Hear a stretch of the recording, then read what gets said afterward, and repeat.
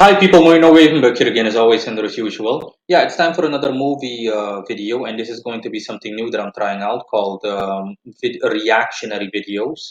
Pretty sure you've seen most of them on YouTube, so I'm gonna give it a go. I'm simply going to watch a video and you can view me in my little screen in the bottom left corner. And I have a playlist called The Occult Merit of Movies, and this is going to be another movie. A movie that people have asked me about in the past, and yeah, we're simply going to have a look-see, and you can check the link of the description of the YouTube channel that published this video in the description of this video itself, my video. All credits go to them for this horror movie explained. I think the name of the YouTube channel is Found Flicks X with an X at the end. All credits go to them for this explanatory summary of said movie. Um, so I'm simply going to skip over the movie in certain segments, and you'll see what the movie is generally speaking about. Um, right off the bat, I need to state that I dislike this movie. Honestly, I don't like the movie. If you want to watch the full movie, I mean, if you want to watch this video in full, like I said, check the link in the description below. That I'm reacting to this. So basically, this video that I'm reacting to, because I'm going to skip over certain segments just to keep things as short as possible. So yeah, let's go. Hey, what's up everybody and welcome to Found Flicks. On today's Ending Explained, we're looking at A Dark Song, following a woman who has rented a house in the middle of nowhere. She teams up with a downtrodden occultist to help her contact her deceased son via a dangerous ritual. I really appreciate this movie, especially for how much it accomplishes with not much. It's what you call a two-hander, meaning it's basically just two characters the entire movie, yet it still manages to create something impressively complex and interesting, as well as having some nice traditional scares in there as well. I could see viewers considering this a bit slow. So I'm going to pause the video right here just to give my comments on it. Right off the bat, I'm going to say that this is a movie that I dislike. You'll have to excuse me. I have a slight cough from something that I'm not going to discuss. It's just a slight cough, so I'll be coughing on occasion. Sorry in advance. This movie is called The Dark Song. People have asked me about this movie in the past. Long story short, this movie is about a woman that tries to contact her holy guardian angel through a legitimate technique called the Book of Abramelin, or better said, a ritual outline. In that book, that's a magical grimoire or a book, a magical workbook. So this book is legit, and in theory, the technique is legitimate. This is what they used to call traditional grimoire magic, as in magic that was practiced in medieval times or beforehand. And usually back then, you had to do a lot of stuff like cleanse yourself, purify yourself through abstinence. So abstaining from sex, fasting, eating as little as possible, essentially purifying yourself from every mundane sin you can think of, every human sin. And this woman gives it a go. And the movie is filled with brief jump scares and whatnot. This is stuff that can happen, honestly. Um, and the reason I don't like the movie is because similar to anime, so cartoon based movies, if you try to turn them into real movies, essentially with real actors and whatnot, it's highly unlikely to work because you cannot emulate the same sensation that was brought forth in the original. And it's the same thing. Okay, making a movie about occultism, there aren't enough visual effects in the world to mimic the real thing, if you know what I mean. So that's also why I dislike this movie. Not to mention the fact that they use generic stuff that you can find everywhere by just Googling online.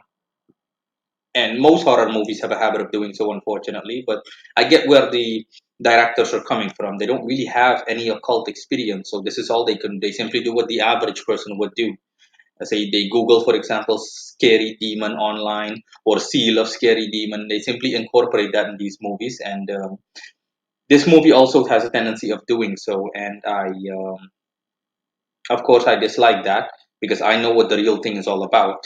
But in any case, yeah, let's continue. But the deliberate pace really lends to a feeling of dread that permeates every frame and increases exponentially as things get deeper into the darkness. It ends up being a quite high-minded experience, touching on a wide range of religious and philosophical thoughts. It's actually very So yeah, let's just skip forward. I'm gonna skip through sections now, just so you get a feel for what the movie is like at a summarized level. I'm also going to include a link in the description where you can watch the movie for free.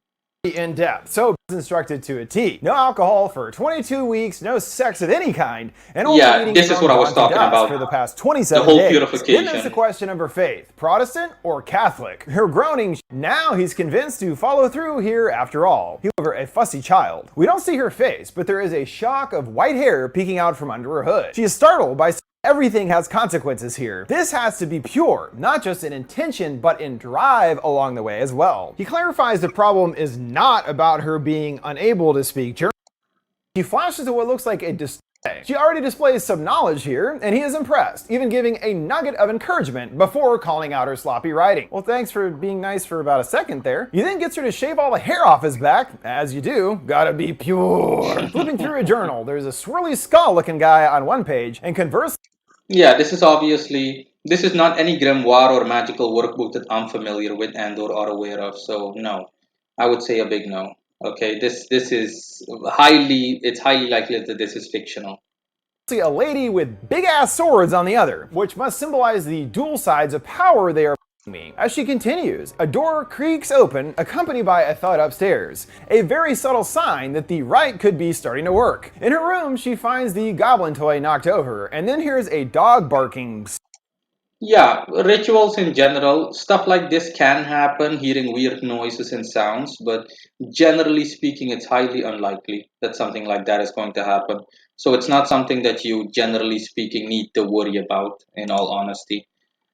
Chain, so to speak. She asks what exactly he's seen in his previous work, and he divulges he's seen everything. Gods, demons, the dead, and the damned. She inquires if any of those things scared him. They all did, he says. His intention isn't about harnessing the power of these otherworldly things, but really the power of knowledge itself, and seeing the archetype.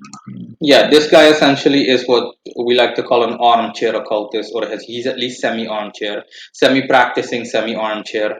Um, And yeah, there is truth in that essentially the knowledge has power in itself, but that's only at a superficial level. Generally speaking, just like Bruce Lee said, or similar, okay, knowledge is useless without it being applied, or something to that extent. Bottom line is knowledge exists to be turned into action, okay, and otherwise it's just dead knowledge. It's the equivalent of knowing how to drive a car, but never actually driving a car. Knowing how to do so, the knowledge is of little to no use to you in such a scenario.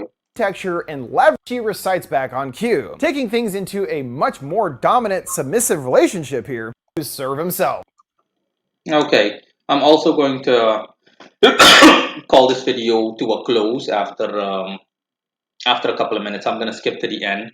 Long story short, this woman attempts to do the Abramelin ritual and to contact her holy guardian angel, and a lot of stuff is going to happen, such as her seeing demons and or the dead and whatnot.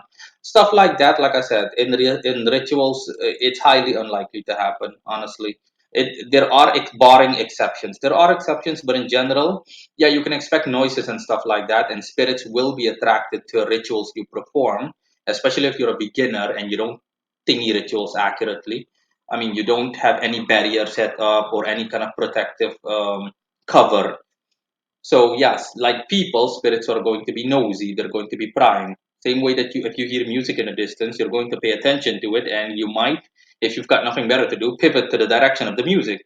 And spirits do the same thing. When they sense an energy, and they sense energy fluctuating up and down and whatnot, going back and forth, then they're going to pay attention along the lines of, hey, who is that? So they're going to, automatically gravitate, and they're going to see you. I know this from my personal own experience. When I was a beginner, I practiced basic rituals such as astral projection, astral traveling, and stuff like that.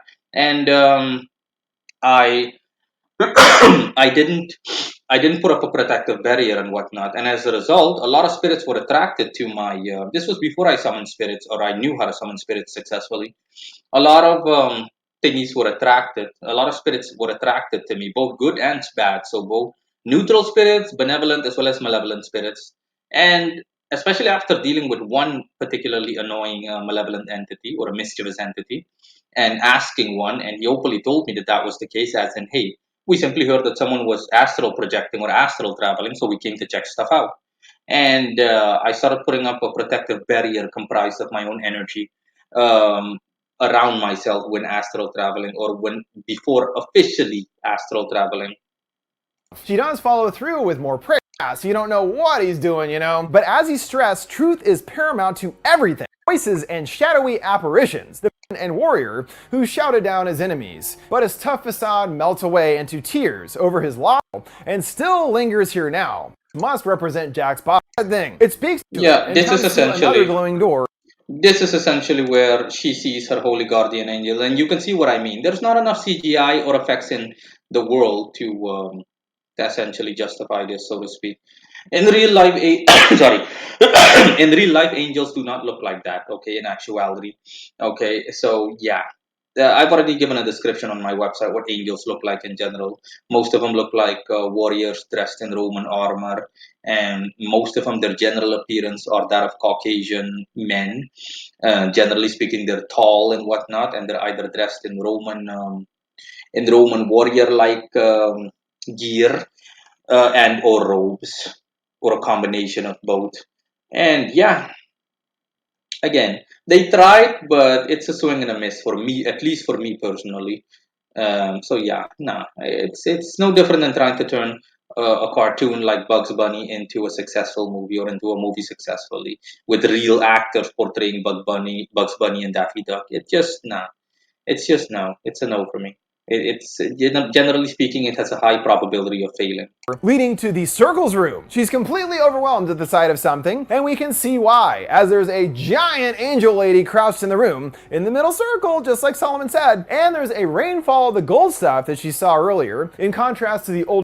Yeah, angels are gender undefined, but generally speaking, angels are male. Most spirits are male. There are female spirits, or spirits that appear as female, but all, if not most, angelic spirits are male, like in figure and in stature. So yeah, that's essentially the gist of this movie. I want to thank everybody for watching.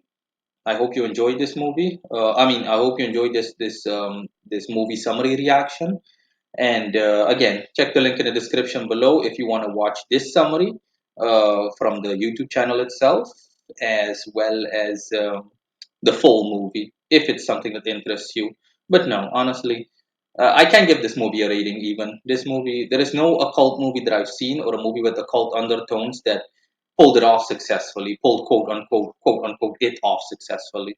So no, it's just a big no. In any case, see you guys later. Bye bye.